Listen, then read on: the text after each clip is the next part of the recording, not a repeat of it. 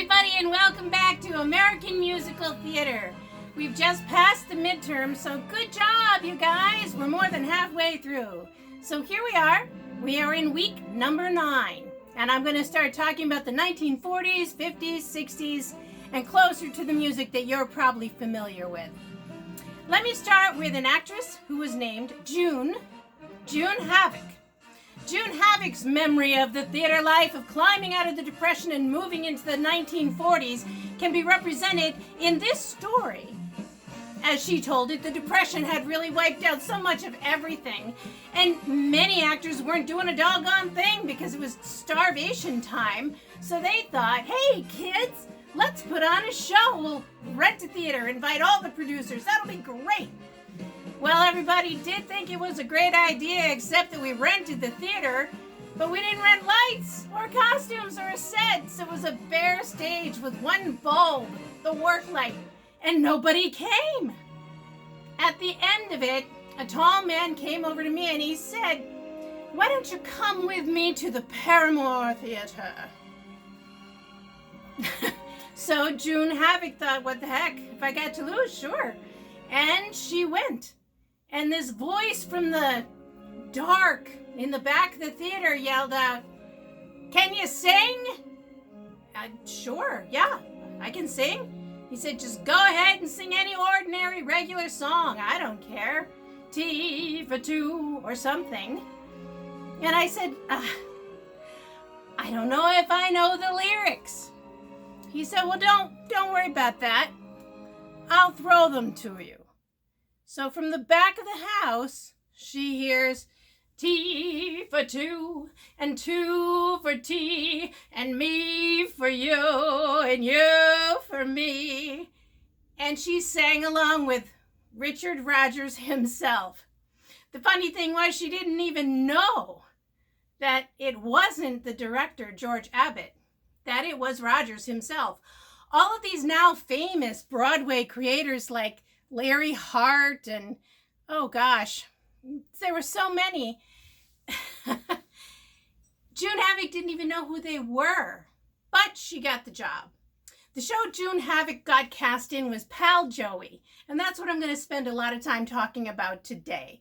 And it marked a real departure for the songwriting team of Rodgers and Hart and their director, George Abbott. Pal Joey was based on the stories of John O'Hara. How perfect for St. Patrick's Day, yes? Pal Joey dispensed with the innocent optimism of the traditional musical comedy, the tawdry nightclub routines, and framed the story of an affair between a wealthy married woman and a sleazy gigolo. If they asked me, I could write a book about the way you walk and whisper and look.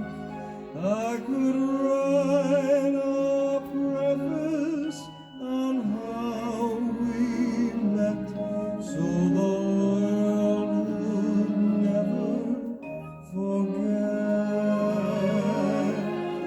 And the simple secret of the plot is just to tell them that I love you a lot. Then the world discovers as my book ends how to make two lovers of friends.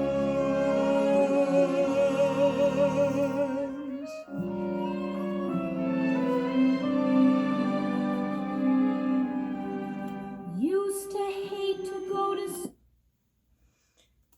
In that story of a married woman and a sleazy gigolo, Pal Joey was an unusual event in the Broadway history. This was a show that wasn't sort of light and airy and amusing. It was kind of a weird sort of enterprise. None of the characters have even a bowing acquaintance with decency. You know, if you look at the 1940s film noir, the good guy, the protagonist, is usually somebody who's a little compromised. Their morals are a little off. They have their own code of ethics, but they're not by any means a good guy, right? And this musical, this Broadway musical, had the same feel, the same taste, the same sensibility as a film noir, a little dark. The Broadway musical comedy started looking at the facts of life.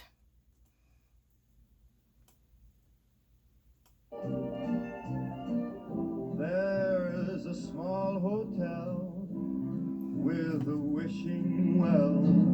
I wish that we were there together. There's a bridal suite, one room bright and neat, complete for us to share together. Looking through the window, you can see a distant steeple, not a sign of people. Who wants people when the steeple bell says good night, sleep well? We'll thank the small hotel together.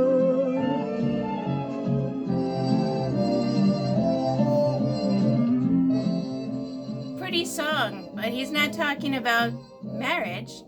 He's talking more about falling in love, spending a night together. But for the 1940s, that was very risque. Only the charm of the leading actor made his character's amoral behavior acceptable.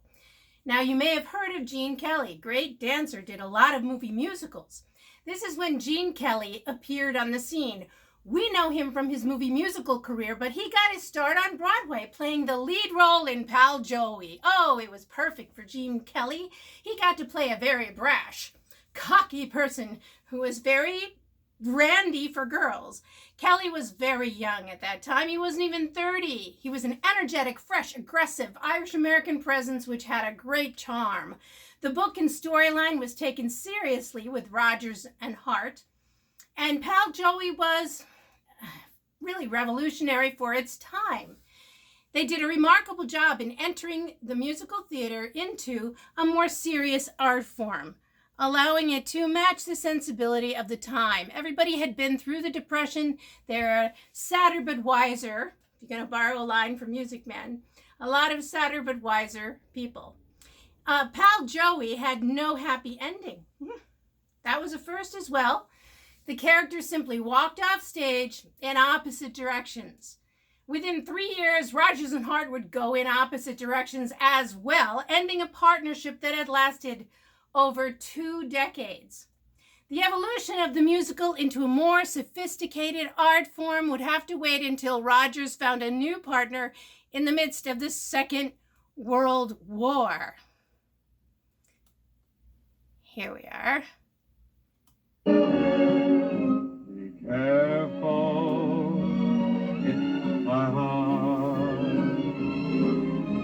It's not my watch you're holding, it's my heart. It's not the note I sent you that you quickly burned. It's not the book I lent you that you never returned. Remember, it's my heart, the heart with which so willingly I part.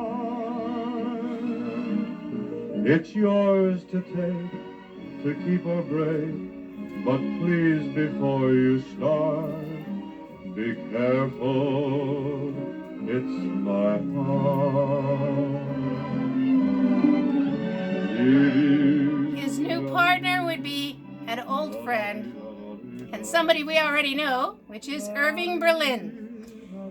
December 8th, 1941 is a date that will live in infamy. That was the entry of the United States into World War II, and it galvanized the country. And Irving Berlin, who had created a rousing army review during the First World War, was asked by the government to rally the troops again. So he wrote a musical with Rogers called This Is the Army. It is an American musical review in 2 acts designed to boost morale for the U.S. during World War II, with a book by James McCall and music and lyrics by Irving Berlin. It was produced by the U.S. Army on Broadway. So yes, it's very pro-military. It was produced on Broadway in 1942 with a cast of U.S. soldiers for the benefit of the Army Emergency Relief Fund. Many of the performers juggled rehearsal schedules with weapons training. A typical day might involve dancing in the morning, firing rifles in the afternoon, and dressing up as a woman at night, all with the approval of the U.S. Army. On opening night, almost 2,000 people were packed into the Broadway Theater. It was July 4th, 1942. The first July 4th of the war, crowds in the streets packed. Outside, in the lobby, it was just packed. It was full of the usual first-nighters for a Broadway show, but it was also a lot of big brass people from Washington. It was a thrilling opening night. Imagine, we can only imagine because theater's been closed for a while, but the excitement in this audience, packed crowd, just before it even started. And then the curtain opens, and on stage there are 300 young men in uniform on bleachers delivering the opening chorus.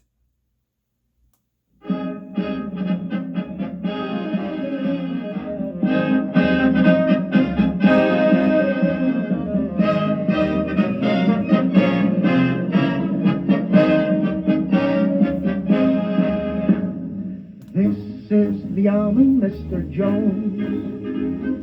No private rooms or telephones. You had your breakfast in bed before, but you won't have it there anymore. This is the Army, Mr. Green. We like the barracks nice and clean. You had a housemaid to clean your floor, but she won't help you out anymore. Do what the buglers command. They're in the Army and not in the band. This is the Army, Mr. Brown. You and your baby went to town.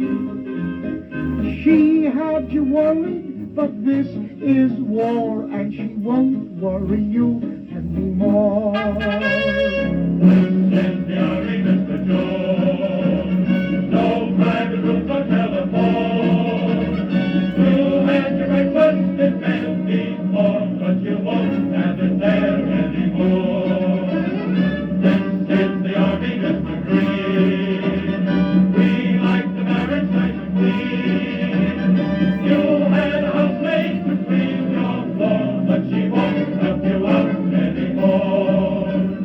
Do what the buglers command.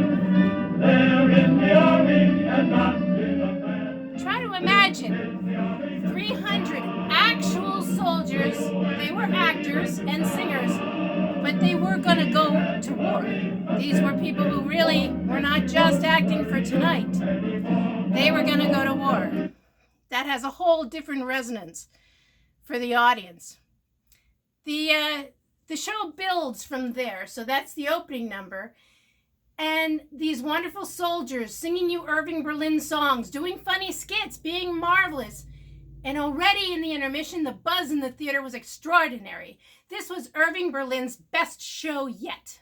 The show played 112 performances on Broadway before touring the country and being adapted for Hollywood. Women were added to the cast and supporting talents were enlisted, including who? Lieutenant Ronald Reagan, before he was president, clearly.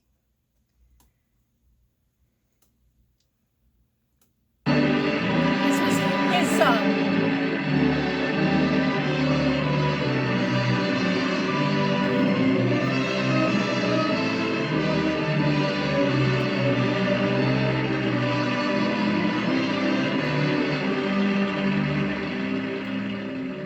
I've been a soldier quite a while, and I would like to state the life is simply wonderful. The army food is great. I sleep with 97 others in a wooden hut. I love them all. They all love me. It's very lovely, but oh, how I hate to get up in the morning. Oh, how I'd love to remain in bed. For the hardest blow of all is to hear the bugler call. You gotta get up, you gotta get up, you gotta get up this morning. Someday I'm going to murder the bugler. Someday they're going to find him dead. I'll amputate his reveille and step upon it heavily and spend the rest of my life in bed.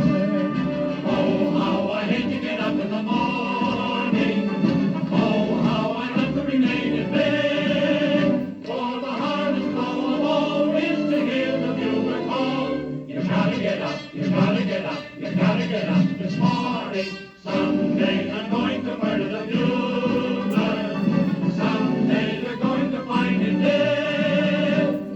And then I'll get that other pup, the guy who wakes the bugler up. And spend the rest of my life in bed.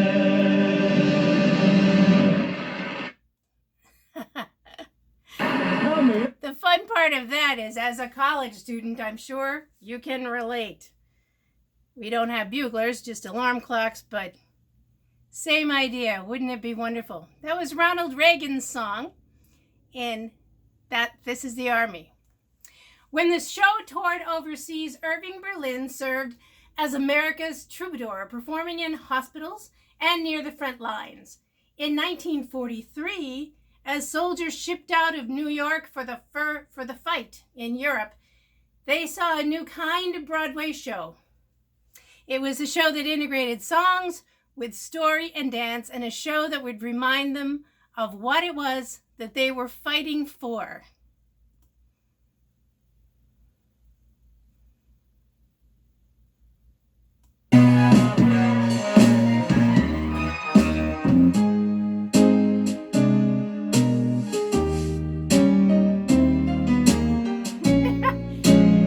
Maybe they were fighting for that. This is Let Me Entertain You from Gypsy.